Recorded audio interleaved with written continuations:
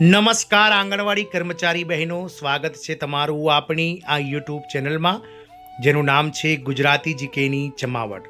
તો જ્યારથી 20 ઓગસ્ટ 2025ના રોજ ગુજરાત હાઈકોર્ટ ડિવિઝન બેન્ચ દ્વારા રાજ્યના 1.6 લાખ આંગણવાડી કર્મચારી બહેનોની તરફેણમાં જે ઐતિહાસિક ચુકાદો અપાયો છે પગાર વધારાને લઈ, આ ચુકાદાએ જે છે તે સમગ્ર દેશના આંગણવાડી કર્મચારીઓ તેમજ અલગ અલગ માનદ વેતન જે કર્મચારીઓ છે તેમનામાં જે છે તે લડતનો અને જે કહી શકાય કે તેમના પગાર વધારાને લઈ અને જે જુસ્સો છે તે અનેરો બની ગયો છે અને નવો પ્રાણ ફૂંકાયો છે। તો ગતરોજ આ રાજ્ય સરકારના આંગણવાડી કાર્યકરો તેમજ જે રસોઈયાઓ છે મધ્યાહન ભોજનના કાર્યકરો તેમણે પ્રદર્શન કર્યું હતું અને આવેદનપત્ર સુપ્રત કરી અને પોતાના પગાર વધારા સહિતની જે પડતર માંગણીઓ છે તે રાજ્ય સરકાર સહિત કેન્દ્ર સરકાર પાસે પહોંચાડવાની કોશિશ કરી હતી। જાણીશું આજના વિડીયોમાં વિગતવાર કે આજના આંગણવાડી સમાચારમાં કે કયા જિલ્લાના કયા રાજ્યમાં આંગણવાડી કર્મચારી અને મધ્યાહન ભોજન કર્મચારીઓ દ્વારા પ્રદર્શન કરવામાં આવ્યું હતું, આંદોલન કરવામાં આવ્યું હતું અને આવેદનો આપવામાં આવ્યા હતા, તેને લઈ અને વિડીયોમાં બહેનો આપણે વિગતવાર ચર્ચા કરીશું। તો વિડીયોના અંત સુધી આપ બન્યા રહેશો। જો આપ અમારી ચેનલમાં પહેલી વાર વિડીયો જોતા હોય, નવા સબસ્ક્રાઈબર હોય તો અમારી ચેનલને સબસ્ક્રાઈબ કરી બાજુમાં રહેલું બેલ આઇકોન દબાવી ઓલ નોટિફિકેશન ઓન કરી લેશો, જેથી કરીને ચેનલ પર મૂકવામાં આવતા આવા આંગણવાડી કર્મચારી પગાર વધારા, માનદ વેતન વધારાના સમાચારો તમને વિડીયોના માધ્યમથી ચેનલ પરથી સરળતાથી ઉપલબ્ધ થઈ જાય। તો વાત કરીશું ઉત્તર પ્રદેશની।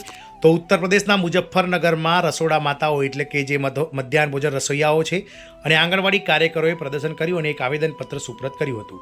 તો રાષ્ટ્રીય મધ્યાહન ભોજન યોજના રસોઈયા એકતા મંચના નેજા હેઠળ રસોડાના માતાઓ એટલે કે રસોઈયાઓ બહેનો અને આંગણવાડી કાર્યકર બહેનો તેમની માંગણીઓ માટે દબાણ કરવા માટે પ્રદર્શન કર્યું હતું। તેમણે સીધી ભરતી, અડધા પગાર પેન્શન અને અન્ય લાભોની માંગણી સાથે કહી શકાય કે સુપ્રિન્ટેન્ડન્ટ ઓફ ડિસ્ટ્રિક્ટ મેજિસ્ટ્રેટ એટલે એસડીએમને એક આવેદનપત્ર સુપ્રત કર્યું હતું। તો રાષ્ટ્રીય મધ્યાહન ભોજન રસોઈયા એકતા મંચના નેજા હેઠળ ઉત્તર પ્રદેશમાં રસોડામાં કામ કરતા મહિલાઓ એટલે કે રસોડા માતાઓ અને આંગણવાડી કાર્યકરોએ તેમની માંગણીઓ અંગે તાલુકામાં પ્રદર્શન કર્યું હતું। આ પછી તેમની માંગણીઓનું એક આવેદનપત્ર એસડીએમ રાજકુમાર ભારતીને સુપ્રત કરવામાં આવ્યું હતું। આવેદનપત્ર દ્વારા કહેવામાં આવ્યું છે કે સમિતિના પ્રમુખોને નાબૂદ કરવા જોઈએ, કારણ કે તેઓ ઘણા લાંબા સમયથી આ મહિલાઓની જે માંગ છે તે સરકાર સુધી પહોંચાડી રહ્યા નથી અને ઉલટા તેઓ સરકાર તરફથી જે છે તે બોલી અને આ મહિલાઓને આંદોલન કરવા, આવેદનપત્રો આપવા માટેનું જે છે તે તેમને નકારો કરી રહ્યા છે। આથી આ સમિતિના પ્રમુખોને નાબૂદ કરવા જોઈએ। સરકારે સીધી રીતે ખોરાક માતાઓની ભરતી કરવી જોઈએ। 60 વર્ષની ઉંમરે તે સમયે ખોરાક માતાઓના પગારનો અડધો ભાગ પેન્શન તરીકે કર્મચારીઓને આપવો જોઈએ। એસડીએમને જિલ્લા સ્તરે યોજનાનો કરાર કરતા અટકાવવા જોઈએ। રસોડાની માતાઓનું માનદ વેતન મહિનાના પહેલા અઠવાડિયાના તેમના વ્યક્તિગત ખાતામાં આવવું જોઈએ। શાળામાં તૈનાત રસોડા માતાઓ સાથે અકસ્માત થાય તો તેમની સારવાર માટે 5 લાખ રૂપિયાનો વીમો કરાવવો જોઈએ। માનદ વેતન ઓછામાં ઓછું માસિક 15,000 રૂપિયા પ્રતિ માસ હોવું જોઈએ। વધુમાં માંગણી કરવામાં આવી રહી છે કે આંગણવાડી કાર્યકરોના બાકી રહેલા પગાર ચૂકવવામાં આવે કારણ કે તેમને તે હજુ સુધી મળ્યા નથી।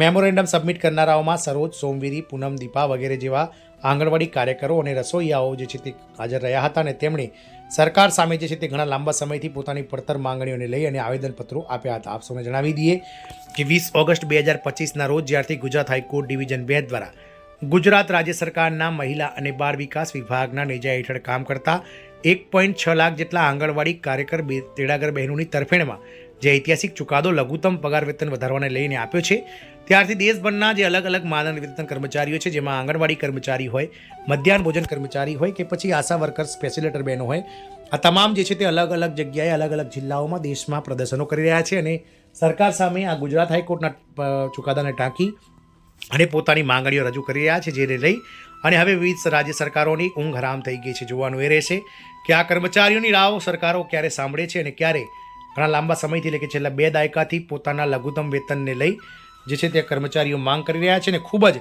નજીવા વેતનમાં કામ કરીને આ કર્મચારીઓ જે છે તે ચક્કીમાં પીસાઈ રહ્યા છે। તેમને ક્યારે છુટકારો મળશે તો સમય જ બતાવશે, પરંતુ હા, હાલમાં જે રીતે અલગ અલગ જિલ્લાઓમાં, અલગ અલગ રાજ્યોમાં જે આવેદનપત્રો અને જે આંદોલનો છેડાઈ રહ્યા છે તે જોતાં એવું લાગી રહ્યું છે કે ક્યાંક ને ક્યાંક આગામી વર્ષ 2026-27ના બજેટમાં કેન્દ્ર સરકારે અને વિવિધ રાજ્ય સરકારોએ પણ પોતાના અલગ અલગ વિભાગના જે માનદ વેતન કર્મચારીઓ છે, જેમાં આશા વર્કર બહેનો હોય, મધ્યાહન ભોજન કાર્યકર્તા હોય, ફેસિલિટેટર બહેનો હોય કે પછી આંગણવાડી કર્મચારી હોય, આ તમામના માનદ વેતન તેમજ જે વર્ષો જૂની, 2 દાયકાઓ જૂની જે માંગણીઓ છે તેને લઈ અને આ વખતના બજેટમાં એટલે કે વર્ષ 2026-27ના બજેટમાં કેન્દ્ર સરકાર તેમજ રાજ્ય સરકારોએ ક્યાંક ને ક્યાંક કંઈક અનેરી જાહેરાતો કરવી પડશે, નહીં તો આ જે હાલમાં જે ધીરે ધીરે જે કહી શકાય કે ફૂટી રહેલો દાવાનળ ક્યાંક મોટો જ્વાળામુખીને બની જાય એ જોવાનું રહેશે. જય હિન્દ, અસ્તુ.